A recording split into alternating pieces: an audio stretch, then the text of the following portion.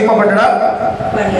ఏ శక్తితో అయినా, ఏ దానితోనైనా సాతాను ఆయన్ని ఆ కొండపైకి తీసుకుపోయి నిలబెట్టింది.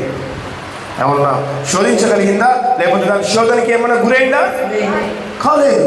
మరి ఆయన రూపంలో ఉన్న మన బిడ్డలం, ఆయన బిడ్డలమ్మ. హల్లెలూయా, హల్లెలూయా.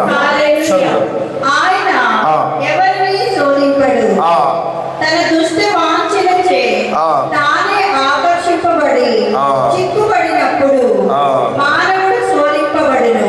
ఎప్పుడు శోధించబడతాడంట? ఈ లోక డబ్బుకి, ఈ లోక వ్యవహారములకు, ఈ లోక మోహపు తలంపులకు, ఈ లోక వ్యసనములకు, ఈ లోక దుష్ట కార్యములకు, ఈ లోక వ్యభిచారములకు నువ్వు నీకై నువ్వు ఏమంటుండు? ఆకర్షించబడుతున్నావంట. ఆకర్షించబడి నీకు నీవు ఆ యొక్క సమస్యను తెచ్చుకుంటున్నావంట. హల్లెలూయా, హల్లెలూయా. యేసు వందనం. ఎప్పటి నుంచి నువ్వు అంటావా ఈ శ్రమ ఏసే పెట్టింది నాకు కాదంట, శ్రమని నీకై నువ్వే తెచ్చుకున్నావంట. హల్లెలూయా, హల్లెలూయా, హల్లెలూయా. అర్థమవుతుందా? ఈ పనించాలండి. హల్లెలూయా.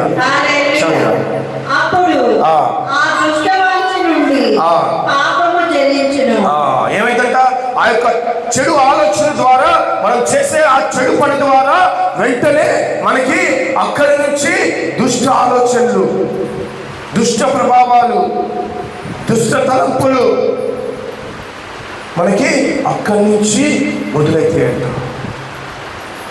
హల్లెలూయా.